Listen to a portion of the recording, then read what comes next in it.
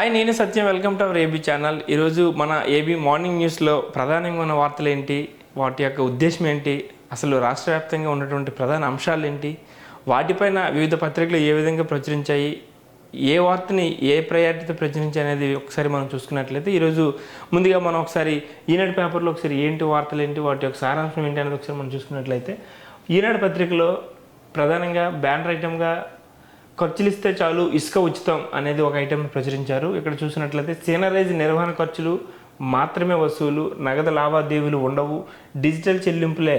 2019-21 ఇసుక విధానాల ఉపసంహరణ, త్వరలో కొత్త విధానం, అప్పటి వరకు నిల్వ కేంద్రాల్లోని అందజేత, ఉత్తర్వులు జారీ చేసిన ప్రభుత్వం మొదలైన ఇసుక సరఫరా అంటూ ఇక్కడ ఒక ప్రధానంగా ఒక ఐటెం ప్రచురించారు. ఎందుకంటే ఇప్పుడు రాష్ట్రంలో గవర్నమెంట్ ప్రభుత్వం మారిన తర్వాత, టీడీపీ ప్రభుత్వం అధికారం చేపట్టిన తర్వాత ఇటువంటి అంశాలు కోకొల్లలుగా ఉన్నాయి. ఎందుకంటే వివిధ అంశాలని గత ప్రభుత్వం కంటే భిన్నంగా ప్రజలకి చేరుచేసే ప్రయత్నంలో భాగంగానే ఈ ఇసుక విధానం కూడా ముందుగా ఒక ప్రయారిటీ, టాప్ ప్రయారిటీలో వన్ ఆఫ్ ది ఒక ఇష్యూగా తీసుకొని ప్రభుత్వం కూడా అతివేగంగా ప్రభుత్వం అధికారంలోకి వచ్చిన కొద్ది రోజుల్లోనే ఇంప్లిమెంట్ చేసే ప్రయత్నం చేస్తుంది. ఎందుకంటే రాష్ట్రంలో గత ప్రభుత్వంలో ఒక వనరుగా ఉన్నటువంటి ఇసుకని ఎంత రిస్ట్రిక్షన్స్ పెట్టి, ఎన్ని సిద్ధాంతాలు పెట్టి, ఎన్ని రూల్స్ పెట్టి భవన నిర్మాణ కార్మికులు కావచ్చు, లేదంటే అటు బిల్డర్లు కావచ్చు, లేదా ఇటువంటి ఇల్లు కట్టుకున్న ప్రాజెక్టులు కట్టుకున్న ఇటువంటి దీనికి ఇసుక కావాలన్నా సరే ప్రభుత్వం చెల్లించేది త్రూ ప్రభుత్వం ద్వారా అందజేసే ప్రక్రియను గత ప్రభుత్వంలో ప్రారంభించడం జరిగింది. సో దానివల్ల ఎన్ని విధాలుగా ఇబ్బందులు పడ్డారు, లేదా ఎన్ని విధాలుగా లాభం పొందారు అనేది మనం గత 5 ఏళ్ల ప్రభుత్వంలో మనం చూసాం. సో దాన్ని అంత ఇబ్బంది పడకుండా, సాధారణ మానవుడు ఇబ్బంది పడకుండా, ఇటువంటి వాళ్ళని ఇల్లు కట్టుకునే విధంగా వాళ్ళకి వెసులుబాటు కల్పించే విధంగా కూడా ఈ ప్రభుత్వం చర్యలు తీసుకుంటుందని మనం చెప్పుకోవాలి. ఎందుకంటే అధికారం చేపట్టిన కొద్ది రోజుల్లోనే ఇసుక మీద ఉచిత పంపిణీ చేసి కార్యక్రమం చేపట్టింది కాబట్టి సో చూడాలి ఇది ఎంతవరకు ఇంప్లిమెంట్ అవుద్ది, క్షేత్రస్థాయిలో సాధారణ మానవుడికి ఏ విధంగా ఉపయోగపడుతుంది అనేది ఒకసారి మనం ఇందులో చూసుకోవాల్సినటువంటి అంశం. ఇది ప్రధానంగా ఈనాడు పత్రికలో ప్రచురించినటువంటి వార్త. అలాగే అక్రమాలు నిజం, తప్పు మాత్రం మాది కాదు, వైకాపా పాలనలో భూముల స్వాహాపై రెవెన్యూ అధికారుల నివేదిక అసమగ్రంగా ఉందంటూ చంద్రబాబు అసంతృప్తి, అప్పటి భూ కబ్జాలపై త్వరలోనే శ్వేతపత్రం రిలీజ్ చేస్తామంటూ చంద్రబాబు నాయుడు ఒక స్టేట్మెంట్ చేయడం జరిగింది. ఇక్కడ రాష్ట్రంలో 5 ఏళ్ల వైకాపా పాలన పార్టీ నాయకులు భూ కబ్జాలు, విశాఖలో దసపల్ల వంటి విలువైన స్థలాలు, అన్యక్రాంతం, అసైన్డ్ భూములపై శాశ్వత హక్కుల పేరుతో అక్రమాలు, సహజ వనరుల దోపిడీ వంటి అంశాలపైన ప్రభుత్వం త్వరలో శ్వేతపత్రం విడుదల చేయనుందని ఇక్కడ చంద్రబాబు నాయుడు గారు ఒక స్టేట్మెంట్ చేశారు. అయితే గత ప్రభుత్వంలో జరిగినటువంటి అక్రమాలు తప్పు మాత్రం మాది కాదని క్లియర్ కట్గా చంద్రబాబు చెప్పే ప్రయత్నం చేసినట్టు ఈ వార్తలు మనకి క్లియర్ కట్గా కనిపిస్తుంది. అలాగే ఇక్కడ చూసుకున్నట్లయితే రాజకీయ వ్యాపారులు వైఎస్ఆర్ వారసులు కారు అంటూ ఒక వార్తను ప్రధానంగా ఈనాడు పత్రికలో ప్రచురించారు.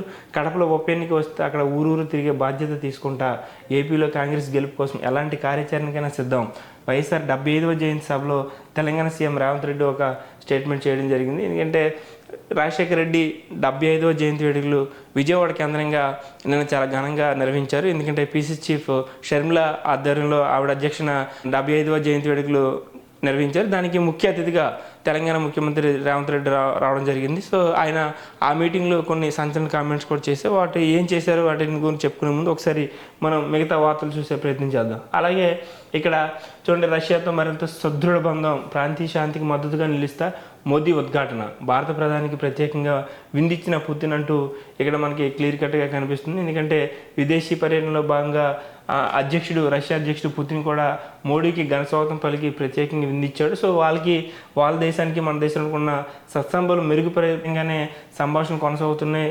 రానున్న రోజుల్లో సత్సంబాలు కొనసాగుతాయని ఒక హింటూ జారీ చేసే ప్రయత్నంలోనే మనకి ఈ ఫోటో చూస్తే మనకి క్లియర్ కట్గా తెలుస్తుంది. సో దాని కింద మరొక ఐటెం చూసుకున్నట్లయితే నీట్ లీక్ వాస్తవమే, విస్తృతి ఎంతో తేలాలి, అక్రమ లబ్ధిదారులు అందరూ గుర్తించాలి, ఈ సమాచారం ఆధారంగానే మళ్ళీ పరీక్షపై నిర్ణయం, నీట్ యూజీ వివాదంపై సుప్రీంకోర్టు తదుపరి విచారణ 11 వాయిదా వేసింది. నీట్కి సంబంధించిన విషయం పైన దేశవ్యాప్తంగా తీవ్ర దుమారం రేపున నీట్ యూజీ 2024 పరీక్ష అక్రమాల వ్యవహారంపై సుప్రీంకోర్టు సోమవారం కీలక వ్యాఖ్యలు చేసిందంటూ ఇక్కడ ఒక వార్తను మనకు ప్రచురించారు. ఎందుకంటే నీటికి సంబంధించినటువంటి విషయం కొద్ది రోజులుగానే ఎంతో సంచలనంగా దేశవ్యాప్తంగా కూడా కొన్ని విమర్శలు, ఆరోపణలు, అలాగే ఒక హాట్ టాపిక్గా దేశవ్యాప్తంగా నడుస్తున్నటువంటి విషయం తెలిసిందే. సో దానికి సంబంధించిన మార్గనిర్దేశకాలు కావాలి, దానిపైన వివరణ సుప్రీంకోర్టు ఎలాగైతే చేయాలో దాని ప్రకారంగానే ఈ నెల 11కి వాయిదా వేసిందంటూ ఇక్కడ ఒక వార్త మనకి క్లియర్ కట్గా కనిపిస్తుంది. ఇది ఈనాడులో ప్రచురించినటువంటి ప్రధానమైనటువంటి వార్తలు.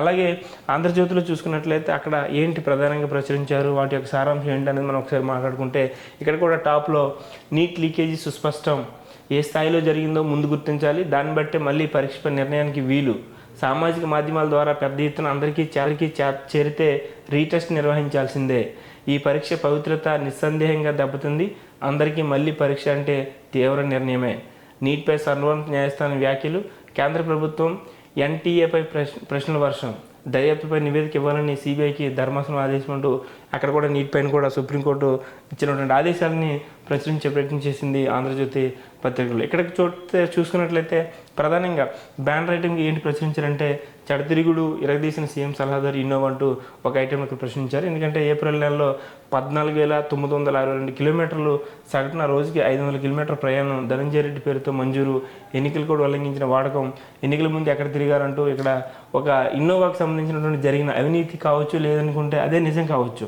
ఏంటనేది ఒకసారి మనం క్లారిటీ చూసుకున్నట్లయితే దాని ఇన్నోవా ఖర్చులు, అలాగే ఎవరైతే తిరిగారో ఎందుకు తిరిగారో అనే దానిపైన ఒక వార్తను కూడా ఇక్కడ మనకి ఆంధ్రజ్యోతిలో ప్రధానంగా ప్రచురించారు. అది ఎంతవరకు వాస్తవం అనేది మనకి ఇంకా వేచి చూడాల్సినటువంటి విషయం. అలాగే ఇంకొక ఐటెం చూసుకున్నట్లయితే ఇక్కడ కూడా కడప నుంచే కాంగ్రెస్ జెండా ఎగరేద్దాం, ఉప ఎన్నిక వస్తే ఊరూరా తిరుగుతానంటూ రేవంత్ రెడ్డి చేసిన స్టేట్మెంట్ కూడా ఇక్కడ ఆంధ్రజ్యోతిలో ప్రధానంగా ప్రచురించారు.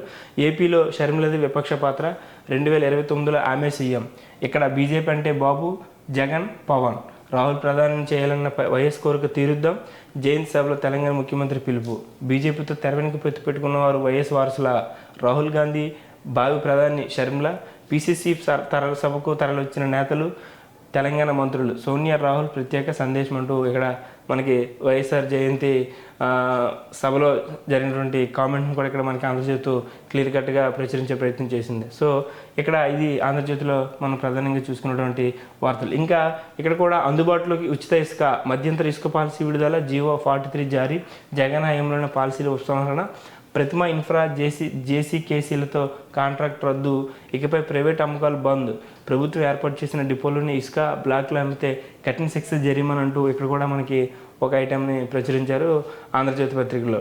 సో ఇక్కడ కూడా ఇందులో ప్రధానంగా కనిపించినటువంటి వార్త ఏంటంటే రాజశేఖర రెడ్డి జయంతి, అలాగే ఇసుక సంబంధించిన వార్త, అలాగే నీట్ లీకేజీకి సంబంధించిన వార్తను కూడా ఈ పత్రికలో ప్రధానంగా ప్రచురించారు. ఇది ఆంధ్రజ్యోతిలో ఈరోజు వచ్చినటువంటి ప్రధానమైన వార్తా విశేషాలు. అలాగే సాక్షి పేపర్లో ఏంటి వచ్చాయి, వాళ్ళు ఏంటి ప్రచురించారనేది ఒకసారి మనం సాక్షి పేపర్కి వెళ్తే ఇక్కడ కూడా ఉచిత నాటకం, ఇసుక పేరుకే ఫ్రీ, డబ్బులు సమర్పించుకోవాల్సిందంటూ ఒక భిన్నంగా, ఎందుకంటే సాక్షి ఆంధ్రజ్యోతి ఒక స్టాండ్ తీసుకుంటే, ఈనాడు ఆంధ్రజ్యోతి ఒకసారి స్టాండ్ తీసుకుంటే సాక్షి ఒక స్టాండ్ తీసుకుంటుంది. కాబట్టి నూతన ఇసుక పాలసీకి ఇసుక పేరుకే ఫ్రీ, డబ్బులు సంప్రదించవలసిందంటూ ఇక్కడ సాక్షి ప్రధానంగా బ్యానర్ ఐటెంని మనకు ప్రచురించారు. ఇక్కడ చూసుకున్నట్లయితే కూటమి సర్కార్ తాత్కాలిక కొత్త విధానంలో ప్రత్యేకత ఇది, పన్నుల మోత, రవాణా ఛార్జీలు, ఇసుక నిర్వహణ ఫీజులు తడిసి మోపుడు, ఇసుక కమిటీలపై పెత్తనమంతా పచ్చనేతలదే, రవాణా ముసుగులో బయటకు తరలించి సొమ్ము చేసుకునే ప్రయత్నాలంటూ ఇక్కడ మనకి ప్రచురించారు. అలాగే దాదాపు 40 లక్షల టన్నుల గత 40 రోజుల్లో మాయం, స్టాక్ పాయింట్ల వద్ద సగం నిల్వలను కొల్లగొట్టిన టీడీపీ నేతలు, వర్షాకాలం అవసరాలకు ముందుగా నిల్వ చేసిన గత ప్రభుత్వం అంటూ ఇక్కడ ప్రచురించారు. జగన్ హయాంలో ఏటా ఖజానాకు 780 కోట్ల ఆదాయం, ఇప్పుడు ఉచితమంటూ జనం నుంచే ముక్కుపిండ ఉసూరుమంటూ ఖాళీగా తిరిగి వెళ్తున్న వినియోగదారులు, వర్షాకాలం ముగిసిన తర్వాతే తాపీగా కొత్త విధానం అంటూ ఇక్కడ సాక్షి పేపర్లో మనకి ఇసుక ప్రధానంగా ఇసుక గురించి ప్రచురణ చేశారనమాట.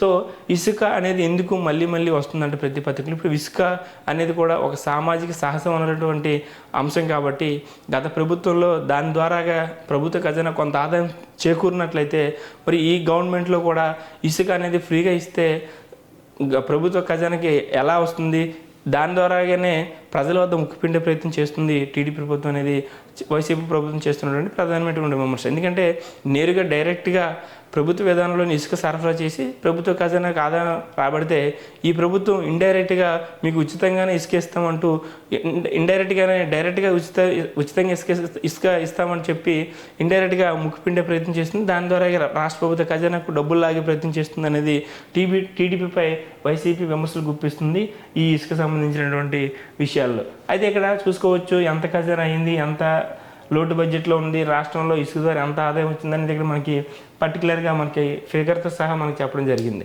సో ఇది సాక్షిలో ఒక వార్తగా మనం చెప్పుకోవచ్చు. అలాగే ఇక్కడ చూడ వైఎస్ఆర్కు ఘన నివాళి, ఇడుపులపాయలు వైఎస్ జగన్మోహన్ రెడ్డి ప్రత్యేక ప్రార్థనలు అంటూ ఒక ఐటెం ప్రచురించారు. కష్టాలు కొద్ది కాలమే, దేవుడి దయతో ధైర్యంగా ఎదురిద్దాం, 75వ జయంతి వేడుకలకు రాష్ట్ర వ్యాప్తంగా పోటెత్తిన అభిమానులు కార్యకర్తలని మనకి ఇక్కడ ఒక వార్తను ప్రచురించారు. ఇక్కడ చూసుకోవచ్చు క్లియర్ కట్గా వైఎస్ విజయమ్మ జగన్మోహన్ రెడ్డి నివాళులర్పిస్తున్నటువంటి పిక్చర్ కూడా మనకి క్లియర్ కట్గా కనిపిస్తుంది. ఇడుపులపాయలో దివంగత నేత డాక్టర్ వైఎస్ రాజశేఖర రెడ్డికి నివాళులర్పిస్తున్న వైఎస్ జగన్మోహన్ రెడ్డి, విజయమ్మ, భారతి తదితరులు అంటూ ఇక్కడ కూడా మనకి ఒక వార్తని ప్రచురించడం జరిగింది. సో ఇక్కడ కూడా చూసుకున్నట్లయితే ఒక ఐటెం వేశారు, సంక్షేమం సాధికారత, ఏపీ అభివృద్ధిపై ఎస్బీఐ రీసెర్చ్ నివేదిక ప్రశంసలు అంటూ ఆంధ్రప్రదేశ్లో గత 5 ఏళ్లలో సగటు వార్షిక ఆదాయం వృద్ధి 12% అంటూ ఇక్కడ ఒక స్టోరీ ఐటెం ప్రచురించారు. ఎందుకంటే వైసీపీ గవర్నమెంట్ అధికారం చేపట్టి గత 5 ఏళ్ల కాలంలో అభివృద్ధి ఎంత, సామాజిక న్యాయం ఎంత జరిగింది, ప్రజా సంక్షేమ పాలన ఎంత జరిగింది అనే దానిపైన కూడా ఆ ఎస్బీఐ రీసెర్చ్ నివేదికలు ప్రశంసలు కురిపిస్తున్నాయి. ఆంధ్రప్రదేశ్లో వార్షిక ఆదాయం 12% అభివృద్ధి చెందిందనేది ఈ యొక్క ఐటెం ద్వారా తెలియజేసే ప్రయత్నం చేస్తుంది సాక్షి పత్రిక. ఇక్కడ చేయొచ్చు, రెవెన్యూ రాబడిలో 11%, సంక్షేమ పథకాలకు వ్యయం, ఏటా 47 లక్షల మంది పిల్లలకు జగనన్న విద్యా కానుక, అమ్మఒడితో తల్లుల ఖాతాల్లోకి ఏటా 6,450 కోట్లు, వైఎస్ఆర్ చేయూతతో మహిళలకు ఏటా 5,060 కోట్లు, పొదుపు మహిళలకు 0 వడ్డీ కింద 4,969 కోట్లు అంటూ ఇక్కడ కూడా మనకి ఎంత రిలీజ్ చేస్తున్నారు, గత ప్రభుత్వ హయాంలో ఏ వర్గానికి ఎంత రిలీజ్ చేశారు, దానివల్ల వార్షిక ఆదాయం ఎంత పెరిగింది, దానివల్ల అభివృద్ధి ఎంత పెరిగింది అనేది ఇక్కడ మనకి సాక్షి పత్రికలో క్లియర్ కట్గా మనకి కనబడుతున్నటువంటి విషయం. అలాగే ఇక్కడ చూసుకున్నట్లయితే మాస్కోలో ప్రధాని మోదీ, నేడు పుతిన్తో ప్రధాని మోదీ విస్తృత చర్చలు, 22వ ఇండో రష్యా వార్షిక సదస్సుకు సిద్ధమైన అగ్రనేతలు అంటూ రష్యా రాజధాని మాస్కోలో భారత సంతతి ప్రజలతో కరచాలనం చేస్తున్న ప్రధాని మోడీ అంటే ఇక్కడ మనకి సాక్షిలో ఇక్కడ క్లియర్ కట్గా మనకి కనిపిస్తూ ఉంది. ఇది ఈ సాక్షి పత్రికలో ప్రధానంగా వస్తున్నటువంటి వార్తలు. సో ఇక్కడ కూడా మనం చూసుకోవచ్చు, కొనసాగుతున్న టీడీపీ దాడులు అంటూ వైసీపీ నేతలు రాష్ట్ర వ్యాప్తంగా కార్యకర్తలపై దౌర్జన్యాలు పాల్పడుతున్నారంటే ఇక్కడ కూడా ఒక ఐటెంని ప్రచురించారు. ఇక్కడ శ్రీకాకుళం జిల్లాలో సర్పంచ్ ఎలక్ట్రికల్ దుకాణం దహనం, వైఎస్ఆర్ జిల్లాలో ఉప సర్పంచ్ ఇంటిపై రాళ్ళదాలి, అగిరిపల్లిలో షామియానా దుకాణంలో సామాగ్రి ధ్వంసం అంటూ కూడా ఇక్కడ మనకి ఒక ఐటెంని మనకి ఇక్కడ క్లియర్ కట్గా చూపించారు. ఇది ఓవరాల్గా సాక్షి, ఈనాడు, ఆంధ్రజ్యోతి పత్రికలో ఉన్నటువంటి ప్రధానమైనటువంటి వార్తలు ఈరోజు ప్రచురించడం జరిగింది. అయితే ఈరోజు ప్రచురించిన వార్తల్లో ప్రధానంగా మనం చూసుకున్నట్లయితే అసలు ఏంటి ప్రధానంగా మనం చూసుకున్నట్లు, 1 ఇసుక విధానం, 2 వైఎస్ఆర్ 75వ జయంతి వేడుకలు, 3 నీట్ పరీక్షపై దుమారం రేపుతున్నటువంటి అంశాలని వివిధ పత్రికలు ప్రధానంగా రూపొందించాయి. అయితే ఇసుక అనేది గత ప్రభుత్వానికి ఈ ప్రభుత్వానికి ఉన్న తేడా ఏంటి అనేది, వాళ్ళు ఏ విధంగా ప్రజలకు అందజేస్తారు, ఇప్పుడున్న ప్రభుత్వం ఏ విధంగా అందజేయబోతుంది అనేది తెలిపే ప్రయత్నం చేస్తే, అలాగే వైఎస్ఆర్ జయంతి వేడుకల్లో పలు రకాలుగా విమర్శలు కావచ్చు, లేదంటే ఆరోపణలు కావచ్చు, లేదంటే రాజకీయ ప్రతివిమర్శలు కావచ్చు. ఎందుకంటే రాజకీయంగా ఎవరు వారసులు రాజశేఖర రెడ్డి కంటే ఇటు జగన్మోహన్ రెడ్డి లేదా షర్మిల అనేది ఒక స్టేట్మెంట్స్ అయితే, రానున్న ఎన్నికల్లో ఏపీలో అధికారం చేపట్టబోతున్న కాంగ్రెస్, అందులో ముఖ్యమంత్రిగా షర్మిల ఉండబోతుంది అనేది రేవంత్ రెడ్డి చేసినటువంటి కామెంట్స్ కూడా ఒక సంచలనంగా రాష్ట్ర వ్యాప్తంగా దుమారం రేపే పరిస్థితిలో మనకి ఇక్కడ కనబడుతుంది. అలాగే నీట్ పరీక్ష జరుగుతున్న దానిలో జరిగిన అక్రమాలు, దానిపై సుప్రీంకోర్టు చేస్తున్న స్టేట్మెంట్స్, దానిపై విచారణ కూడా ఈరోజు ప్రధాన పత్రికలు ఈరోజు ప్రచురణ జరిగింది. ఇది ఇవాల్టి AB morning news. Thank you.